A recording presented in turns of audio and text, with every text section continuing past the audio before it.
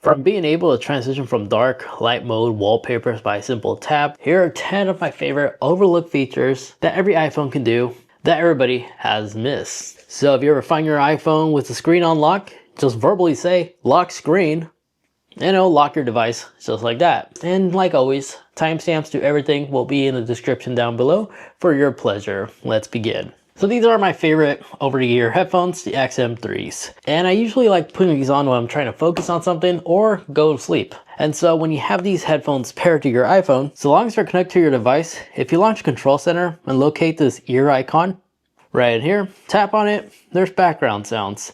When you click on background sounds, you can select between rain, steam, night, and you have the volume rocker, of course. And by doing that, tapping on it, it enables and it plays basically calming sounds. I primarily use this to go to sleep, but I also could see somebody else using this to focus on a task, let's say. So if you don't see this ear icon, simply just enter wiggle mode or tap the plus on top, tap on add control, and go down until you find that ear icon, which will be located in hearing accessibility in the hearing tab. And there, just like that, we not only duplicated it, I'll remove it later. We can simply tap on here, enable it, or select between the many different sounds that it also offers. And then for some uniqueness, again, as you saw earlier, by a simple tap, I could turn on this vehicle headlights as well as turn it off. This works, of course, with 2 different wallpapers, or you can add more if you like, depending on the style that you're trying to go for.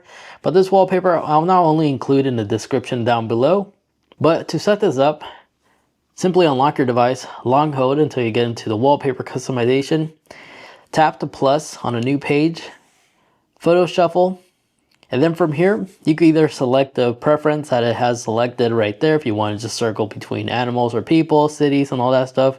But what you want to do, down here, tap on select photos manually, go into your collection. I'm going to go ahead and select most recent, select it too. So here's the Challenger with the headlights on and off, add. And before you tap save, tap these little dots over here. And we want to go ahead and select on tap, or you could do on lock, your preference, but on tap, well, basically this allows us to do is tap add, select wallpaper, and basically tap to enable it on or off. If you select unlock, it will automatically do it each and every time your phone unlocks. So it's kind of unique right there. Cool customization ability you can do on your phone. Now, I don't know about you, but I have a lot of Safari pages all open at once. And aside from tapping X on all of them to close all of them, if you long hold on the very bottom, you have the clear all tab option. But a better method to clear this mess out is to make it do it all automatically. You see, if you go into your iPhone settings and go into Safari, tap on Safari, and go down until you find the section here where it says close tabs. By default, manually should be selected, but in here, you're able to select if you wanted to close once a day, once a week, or once a month. And by selecting one of these, over that period that you selected, that tab will automatically close. So freeing you a lot of these clutter messes right here. One time I had 500. I think 500 is the max. Then, I don't know about you, but I know I'm not the only one that also find this feature kind of annoying. You know, whenever you set up CarPlay and each and every time you get in your car, it will automatically resume whatever audio you were listening to. It could be a YouTube video, a movie, or a podcast, not just music. And this can be sometimes annoying. So there's a shortcut you can create, auto play ability, to automatically pause. So if you like to create this shortcut, it's as easy as simply going on your iPhone and launch the shortcut app, this one right here. Launch it, and you want to go select automation. So I have already created it right here, but to show you how it's done, I'm going to create it from scratch. So I'm going to delete this, and then now we have a fresh page. On top of automation, there's a plus. Tap on the plus and go down and look for CarPlay, which is right underneath before I commute, right here, CarPlay. So when CarPlay connects, you want it to run immediately, and then select next. And then from here, select new blank automation. And from here, look for pause and play. If you don't see it, just type in pause, and you should see a pause and play right there. Select on it, And then what you want to do is we want it to pause whenever it connects to CarPlay. So select pause and then just simply tap done. And now you're all set. So next time when you go in your car, it'll play audio for like 1 or 2 seconds, but immediately pause it automatically so you don't have to do it manually. Now I'm just hoping somebody from Apple is watching this video and makes this into an on and off switch instead of us having to create this in our settings. Hopefully iOS 19 will have this. Now a seemingly forgotten feature is whenever you use the keyboard. You see, if you're scrolling through, like by long holding the space on your keyboard, you can move your cursor from the direction in the section. So in our case, I dropped it there. I can just start typing up. Super easy and convenient. Now real quick before I show you the next one, which is a cost saving feature, if you could take 2 seconds and hit that like button a like, I'll truly appreciate it because I like to keep my videos powered by you guys. So by simply hitting like, that allows me to not have brand integration in my videos and gives me the freedom to get straight to the point without having to fill up anything for who knows how long. Not trying to call out anybody, but I watch YouTube videos a lot and sometimes that personally annoys me, which is why I prefer not doing that. But now let's carry on because this next one is a cost saving feature, and that is you do not need rocket money to manage your subscription. You see, the beauty with Apple is they monitor all that all automatically. And to simplify this, you can simply just launch the settings app on your iPhone. Let me just exit out of here and go all the way to the main menu where you see your profile on top, select it. Now I will be covering the top portion because it displays an email, but where it says subscription, just tap on subscription. And so long as you pay with everything with your Apple ID or an Apple account or Apple Pay as well, you monitor all your active subscriptions right here and you can decide what to cancel and what to keep. And this will obviously also include HBO Max, Disney Plus, Netflix, and so on and so forth. And then you do not need to have a password management subscription as well because Apple recently added the password app.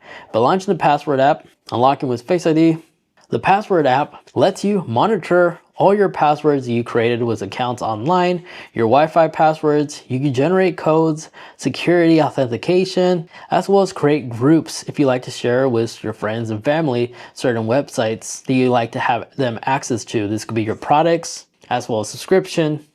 All could be monitored right here, so I highly recommend utilizing this. And the cool thing about the Wi-Fi is by selecting a Wi-Fi, you could generate a QR code for them so they can quickly scan and connect to that Wi-Fi network just like that. So no need for subscription when your iPhone does it all automatically. Now back in the website, you see if there's a website you like to off save in case you lose reception or just hold on to it, by simply taking a screenshot, selecting the screenshot, and you select full page, we basically capture the entire web page as a photo and you could have it offloaded. So you can either share this or save it for somebody else, or for yourself if you're trying to use this as sheet notes, you could just capture the website just like that.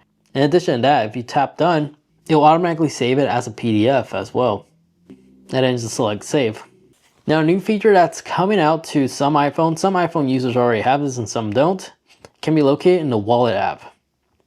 If you ever do like a online transaction of a product you're buying online, if you launch the wallet app and you tap this little box icon next to the plus on the top right, you can view back some of your recent transactions.